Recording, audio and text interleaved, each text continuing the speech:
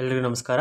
ಈ ವಿಡಿಯೋದಲ್ಲಿ ನಾನು UPS ಕ್ಲರ್ಕ್ ಸ್ಲ್ಯಾಶ್ CSA ಅಂದರೆ ಕ್ಲರ್ಕ್ ಅಂತ ಬರ್ತಿತ್ತು ಫಸ್ಟು ನೋಟಿಫಿಕೇಷನ್ನು. ಲಾಸ್ಟ್ ಇಯರ್ ರೀಸೆಂಟಾಗಿ ಆ ಪೋಸ್ಟ್ ನೇಮ್ನ CSA ಅಂತ ಮಾಡಿದ್ದಾರೆ, ಕಸ್ಟಮರ್ ಸರ್ವಿಸ್ ಅಸೋಸಿಯೇಟ್ ಅಂತ.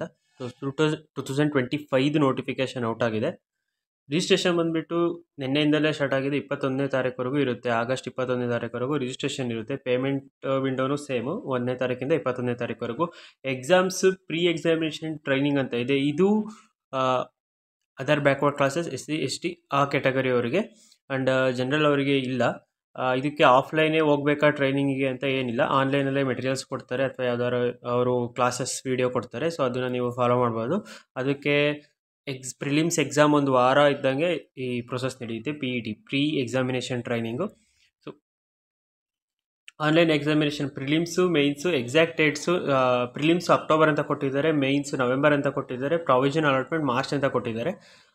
ಮೇಯ್ನ್ಸು ಪ್ರಿಲಿಮ್ಸು ಎಕ್ಸಾಕ್ಟ್ ಡೇಟ್ ಆಲ್ರೆಡಿ ನಾನು IPS ಕ್ಯಾಲೆಂಡರ್ ಅಂತ ಅಪ್ಲೋಡ್ ಮಾಡಿದ್ದೀನಿ. ಸೊ ಅಲ್ಲಿ ನೋಡಿ, ಆಲ್ರೆಡಿ ಅದೇ ಡೇಟಲ್ಲೇ ಎಕ್ಸಾಮ್ ಆಗೋದು. ಸೊ ಈಗ ಸ್ಯಾಲ್ರಿ ಬಗ್ಗೆ ಮಾತಾಡೋಣ. ಸ್ಯಾಲ್ರಿ ಬೇಸಿಕ್ ಪೇ ಬಂದುಬಿಟ್ಟು 24,050 ರೂಪಾಯಿ. But over all in hand 24,050 ಅಂತಂದರೆ ಇದಕ್ಕೆ ಪ್ಲಸ್ DA ಎಲ್ಲ ಆಡಾಗಿ, DA HRA ಅದೆಲ್ಲ ಆಡಾಗಿ ನಿಮಗೆ ಇನ್ ಹ್ಯಾಂಡ್ ಟ್ಯಾಕ್ಸ್ ಎಲ್ಲ ಕಟ್ಟಾಗಿ, ಡಿಡಕ್ಷನ್ ಎಲ್ಲ ಕಟ್ಟಾಗಿ, ಟ್ಯಾಕ್ಸ್ ಕಟ್ಟಾಗಲ್ಲ ಸಾರಿ, ಡಿಡಕ್ಷನ್ಸ್ ಏನೇನಿರುತ್ತೆ ಅದು ಕಟ್ಟಾಗ್ಬಿಟ್ಟು ನಿಮಗೆ ಒಂದು 40,000 ಸಿಗುತ್ತೆ, 40 ಮೇಲೆ. ಸೊ ಇದು ಸ್ಯಾಲ್ರಿ ಬಗ್ಗೆ. ಸೊ ಈಗ ಎಲಿಜಿಬಿಲಿಟಿ ನೋಡೋಣ, ಯಾರ್ಯಾರು ಎಲಿಜಿಬಲ್ ಇದ್ದೀರಾ ಅಂತ. Age according to age wise ನೋಡಿದರೆ ಮಿನಿಮಮ್ 20 ವರ್ಷ ಆಗಿರಬೇಕು, ಮ್ಯಾಕ್ಸಿಮಮ್ 28 ವರ್ಷ ಆಗಿರಬೇಕು. ಇಲ್ಲೇ ಡೇಟ್ ಕೊಟ್ಟಿದ್ದಾರೆ 1997. ಇದಕ್ಕಿಂತ ಮುಂಚೆ ಹಿಂದೆ ಹುಟ್ಟಿರೋರು ಎಲಿಜಿಬಲ್ ಇಲ್ಲ. 2005 ಆದಮೇಲೆ ಹುಟ್ಟಿರೋರು ಎಲಿಜಿಬಲ್ ಇಲ್ಲ. ಸೊ ಈ ಡೇಟು ಬೋತ್ ಇನ್ಕ್ಲೂಸಿವ್. ಆ ಡೇಟ್ಗಿಂತ ಒಂದೀಗ 1/8/1997 ಅಂದ್ರೂ ಅವ್ರು ಎಲಿಜಿಬಲ್ ಇರಲ್ಲ. ಸೊ ಗೊತ್ತಾಯಿತು ಅಂತ ಅನ್ಕೋತೀನಿ. ಈಗ ಎಜುಕೇಷನಲ್ ಕ್ವಾಲಿಫಿಕೇಷನ್ ಸಿಂಪಲ್, ಒಂದು ಡಿಗ್ರಿ ಇರಬೇಕು, ಯಾವುದೇ ಡಿಗ್ರಿ ಇದ್ದರೂ ನಡೆಯುತ್ತೆ. ಗ್ರ್ಯಾಜುಯೇಷನ್ ಇರಬೇಕು, ಅದು 21/8/2025 ಈ ಡೇಟ್ ಅಷ್ಟರಲ್ಲಿ ನಿಮ್ಮ ಫೈನಲ್ ಸೆಮ್ಮಲ್ಲಿ ಯಾರ್ಯಾರು ಇದ್ದೀರಿ ಅಥವಾ ಫೈನಲ್ ಸೆಮ್ ಯಾರ್ಯಾರು ಬರೆದಿದ್ದೀರಾ ನಿಮ್ಮ ರಿಸಲ್ಟ್ ಬಂದಿರಬೇಕು, ಆವಾಗ ನೀವು ಎಲಿಜಿಬಲ್ ಇರ್ತೀರಾ. ಎಕ್ಸಾಮಿನೇಷನ್ ಪ್ಯಾಟ್ರನ್ನು ಪ್ರಿಲಿಮ್ಸ್ದು ಏನೂ ಚೇಂಜ್ ಆಗಿಲ್ಲ, ಲಾಸ್ಟ್ ಇಯರ್ ಏನಿತ್ತು ಅದೇ ಎಕ್ಸಾಮಿನೇಷನ್ ಪ್ಯಾಟ್ರನ್ ಇದೆ. English, ಕ್ವಾಂಟ್, reasoning 30 question, 35 question. English ಒಂದು 30 ಮಾರ್ಕ್ಸಿಗೆ ಇರುತ್ತೆ ಆ್ಯಂಡ್ ಕ್ವಾಂಟ್ ರೀಸನಿಂಗ್ ಬಂದುಬಿಟ್ಟು 35 ಮಾರ್ಕ್ಸಿಗೆ ಇರುತ್ತೆ. ಸೆಕ್ಷನಲ್ ಕಟ್ ಆಫ್ ಇರುತ್ತೆ ಆ್ಯಂಡ್ ಸೆಕ್ಷನಲ್ ಟೈಮಿಂಗ್ ಕೂಡ ಇರುತ್ತೆ, 60 ನಿಮಿಷ, 100 ಕ್ವಶನ್ಸ್, 100 ಮಾರ್ಕ್ಸ್. ಮೇಯ್ನ್ಸ್ ಮಾತ್ರ ಚೇಂಜ್ ಆಗಿದೆ ಸ್ವಲ್ಪ. ಸೊ ಮೇಯ್ನ್ಸ್ ನೋಡೋಣ.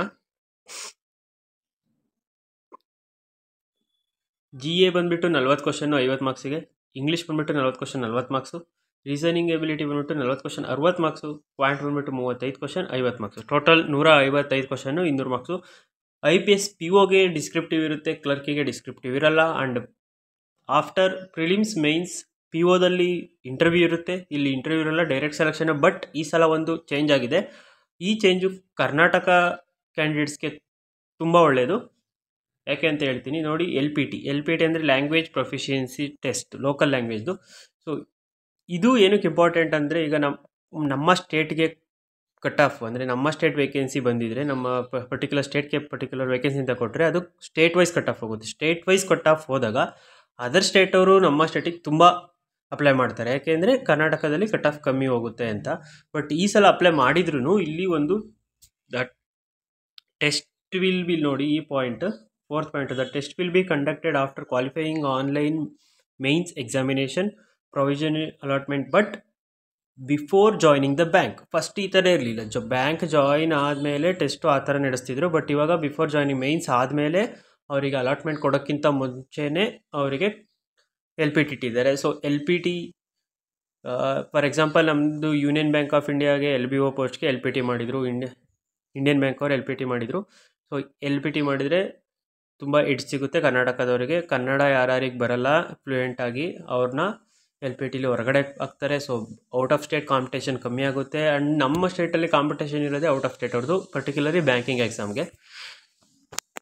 ಸೊ ಇದು ತುಂಬ ಒಳ್ಳೆ ಆಪರ್ಚುನಿಟಿ ಇದೆ ಎಲ್ಲರಿಗೂ. ವೇಕೆನ್ಸಿ ಬಗ್ಗೆ ಮಾತಾಡೋಣ. ವೇಕೆನ್ಸಿ ಬಂದುಬಿಟ್ಟು ಟೋಟಲ್ ವೇಕೆನ್ಸಿ ಹೇಳ್ತೀನಿ, ಯಾವ್ಯಾವ ಬ್ಯಾಂಕ್ ಎಷ್ಟು ವೇಕೆನ್ಸಿ ರಿಲೀಸ್ ಮಾಡಿದೆ ಅಂತ ನೀವು ನೋಡಿ. 1170. ಆ್ಯಂಡ್ ಪ್ರಿಫರೆನ್ಸ್ ಯಾವುದೇ ಕೊಡಿ ಅಂತ ನನ್ನ ಅನಿಸಿಕೆ ಅಂತಂದರೆ ನಾನು ಹೇಳ್ತೀನಿ, Canara bank, Punjab national bank, ಅದಾದಮೇಲೆ ಬ್ಯಾಂಕ್ ಆಫ್ ಬರೋಡಾ, ಅದಾದಮೇಲೆ ಯೂನಿಯನ್ ಬ್ಯಾಂಕು, ಈ ಥರ ನೆಕ್ಸ್ಟ್ ಉಳಿದಿದೆ ಯಾವ್ದಾರ ಪ್ರಿಫರೆನ್ಸ್ ಕೊಡಿ. ಯಾಕೆಂದರೆ ಟಾಪ್ 5 ಹೇಳಿದ್ದೀನಿ ನಾನು. ಎಸ್ ಬಿ ಐ ಬಿಡಿ, S B I separate notification ಬರುತ್ತೆ. ಅದು ಬಿಟ್ಟು ಟಾಪ್ 5 ಬ್ಯಾಂಕ್ಸ್ ಹೇಳಿದ್ದೀನಿ. ಫ್ಯೂಚರಲ್ಲಿ ಬ್ಯಾಂಕ್ಸ್ ಮರ್ಜರ್ಸ್ ಆದರೆ ಅಥವಾ ಬ್ಯಾಂಕ್ಸ್ ಅಮಲ್ಗಮೇಟ್ ಆದರೆ ಟಾಪ್ 4 ಉಳಿತವೆ ಅಂತ.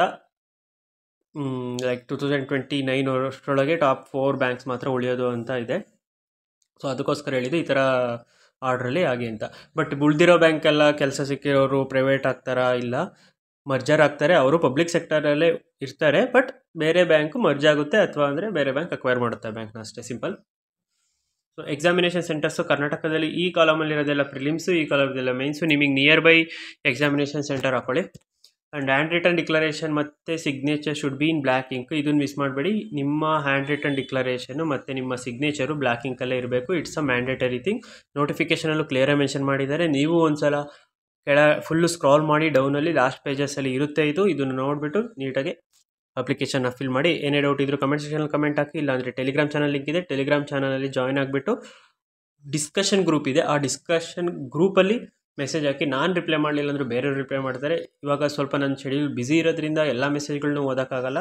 ಸೊ ಯೂಟ್ಯೂಬಲ್ಲಿ ರಿಪ್ಲೈ ಲೇಟ್ ಆಗ್ಬೋದು, ಅದಕ್ಕೋಸ್ಕರ ಹೇಳ್ತಿರೋದು. ಟೆಲಿಗ್ರಾಮಲ್ಲಿ ಜಾಯ್ನ್ ಆಗಿ, ಟೆಲಿಗ್ರಾಮಲ್ಲಿ ಮೆಸೇಜ್ ಹಾಕಿ ರಿಪ್ಲೈ ಮಾಡ್ತೀವಿ.